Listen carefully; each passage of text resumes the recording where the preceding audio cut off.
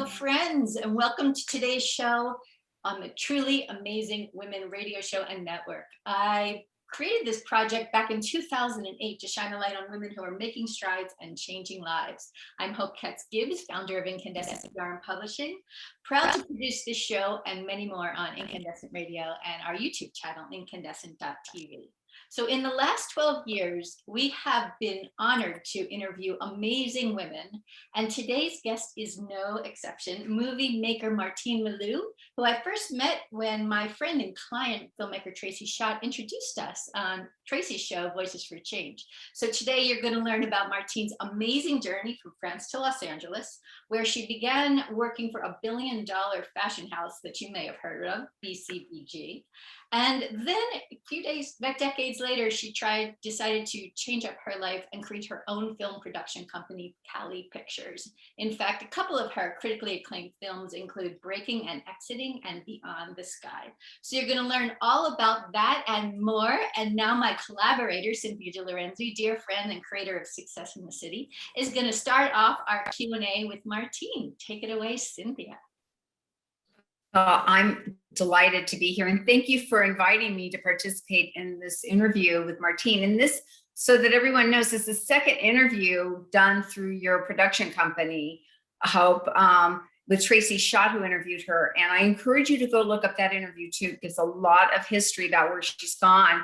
And after watching that, what really I wanted to talk to Martine about is magic and her magic, because she's lived a life of magic. You know, when you have those friends and you go, how did they do that? How did they break out of convention?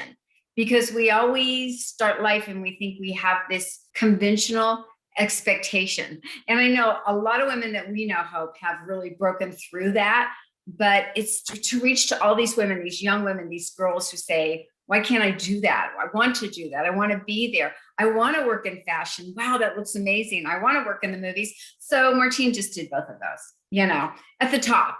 You know, so it's really, so I really want to understand how you live this life of magic and then how you make this journey into your magical life. But how did you begin? What was your first job? What was your first job when you began working, Martine? I kind of want to start there. So first, I want to thank you for having me. This is great. It's very new to me to be, you know, on the forefront like that. I'm not used to it, and I don't like, you know, the Zoom is very intimate, which is great because I don't like to speak in public. I have a fear of speaking in public, and I like that it's through Zoom and we are just having a conversation and we just have thousands of people watching. No but pressure. My first job, like real job, like paid job, or do you want to see like my first experience in a job environment? Where do you want to start? My first experience in the job environment was I was 16. I wanted to make money, and that's the legal age to work in France. And my dad is an insurance broker at the time. He was an insurance broker, and I worked in the mail room of his insurance company, basically, which is a huge company. And I was putting stamps, and I was like, I think that told me that's not the life I want. Like, that's not what I want to do with my life. I can't be doing that. I have, you know, bigger aspiration. You know, and one of the things I know you've had an aspiration to come to the United States. During any of those trips, did you have trips to the United States, or was it just a dream you had? So just for my background, my mom is a movie critic, and my mom always went to the Deauville American Film Festival. And the Deauville is a town 2 hours outside of Paris in Normandy. And they have this American Film Festival that's been there for over, I think, 45 years now. And my mom used to go there to report, to talk on the radio. And I was always going there with her. So I think there I found my love not only for entertainment, but for America. So since I was 10, 11, I spoke English. My only focus was to go to the US one day. That's wonderful. So how many years were you at BCBG? And then you decided to make a little bit of a shift. So you're in fashion, you're working with beautiful people, you're working with clothes. but there's other stuff I could do. Why don't I just go get in the movie industry? So easy to do. So my idea of getting in the movie industry, buying a ticket and going to the movie theater, but yours is like, I think I'm going to go work in it and be a boss lady there. So tell us how you made that leap. What prompted that? How did you do that? And did you know you were going to do it? So what happened is, it was great, BCBG, I had the perfect life, traveling in jets and going to Fashion Week and having fun, but I was not really super interested in the world of fashion. I love the business part, right? So I love doing deals. I love, I love organizing stuff. I love managing people, but the fashion itself, it was beautiful. It was great, but I wasn't passionate about it. But I've always been passionate about entertainment since my days in Deauville and since my mom is a movie critic. And then my son became a kid actor. So I was on set sometimes with him. Then now he's a writer. And so I had that always. And plus at BCBG during Fashion Week, I would meet a lot of actors. And used to hang out with them and everything. And it just was like, I wanted to get into that world. So I started thinking about it. And then the BCBG, there was like talks that it was going to get sold and that, to a big group. So it wouldn't be the same life I've had and the same kind of company.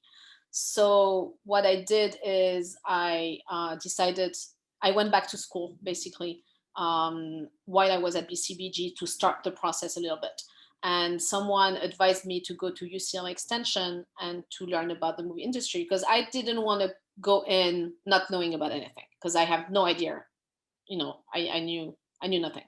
So I went back to school while I was at BCBG. So it took me a couple of years to go through the program, but I did a business and management program in the entertainment industry. And probably when you started, you couldn't get people to really take your calls, but it's a lot easier to get people. Still difficult. It's still difficult. It's still difficult.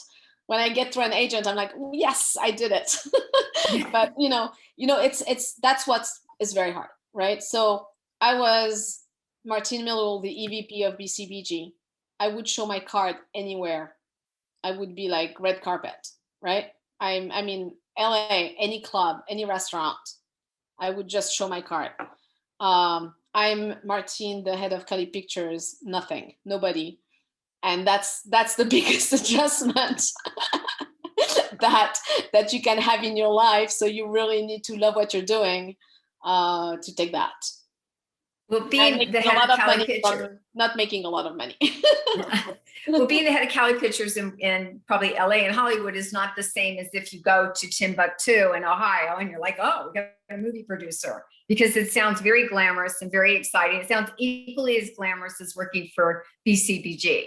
So I think it's a lot of work. It's a lot more work. It's a different world. You need to adjust.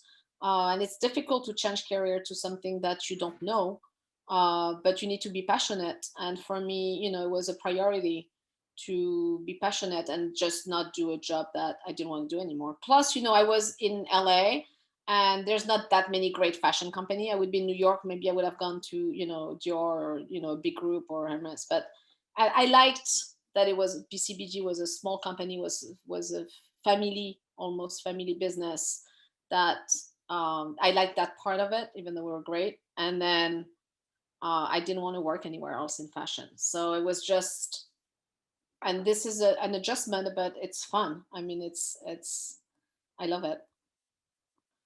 What advice would you give to especially women, because I think that women have a different way of managing the career path, because we have additional expectations when you have children, it's just as different for women.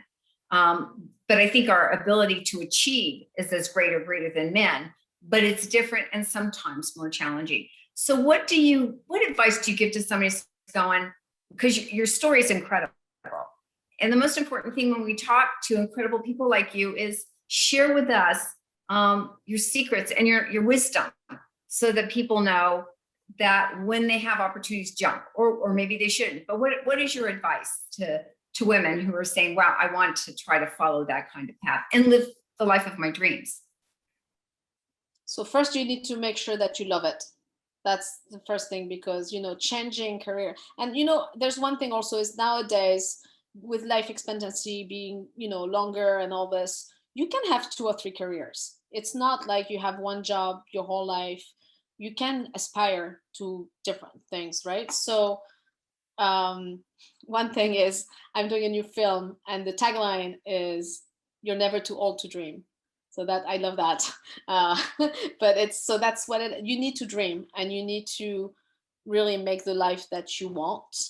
But you also need to make sure that you're not endangering yourself, your family. I was able to do this also because I have a little bit of money saved up, and I was able, I own my house, things like that I didn't require to have immediately, some money right there.